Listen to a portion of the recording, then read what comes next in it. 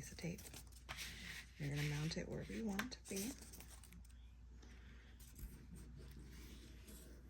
And you're going to want to like measure to make sure it's square and level. And you peel this back. If I can get this off.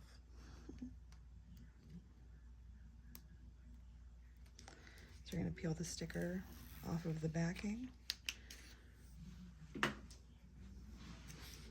Cut the backing away.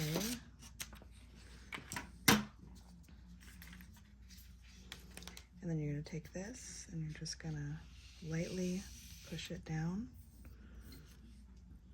Remove your tape.